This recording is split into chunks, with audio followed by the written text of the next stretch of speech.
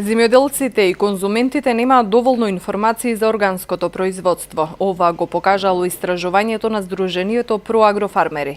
Затоа почнуваат серија обуки со кои сакаат да се промени оваа слика.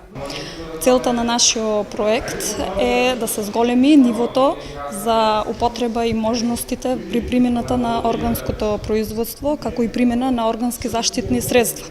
Исто така, целта е да се зголеми примената на органската здрава храна, со тоа што ќе организираме повеќе трибини и обуки на тема органско производство.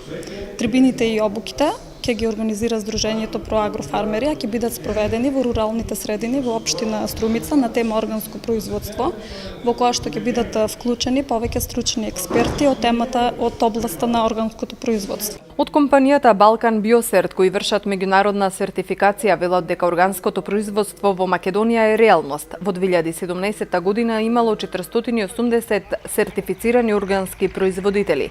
Годишно оваа бројка се зголемува за 20%, што е добар индикатор дека земјоделството се движи во добар правец, велат оттаму.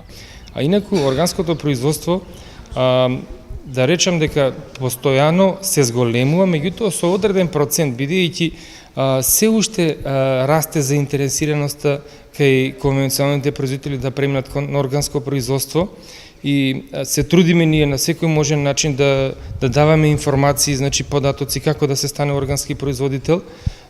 Предноста моментално кај тие што сакат да започнат и кај веќе сертифицираните органски производители е што државата веќе нуди постојана финансиска дополнителна подршка од 2008 година за сите органски производители и реално таа не е мала финансиска подршка, бидејќи тоа е првиот бенефит кој ќе го имат дополнително, значи во тековната година сите органски фармери.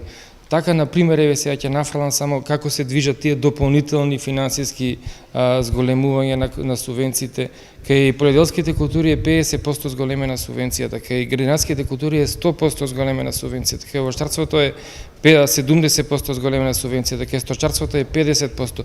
Значи, овој процент на зголемување е да и надокнади на сите ново влезени производители во органското производство и тие што веќе се сертифицирани, дополнителни трошоци за инпути, значи доколку имат намалена продукција на почетокот, значи ова е таа финансиска разлика што ја надокнадува субвенцијата дополнителна за органско што ја добиват и државата покрива 50% од сумата платена за сертификација. Димовски додава дека во сите региони на Македонија има сертифицирано производители и тоа од сите гранки на земјоделството.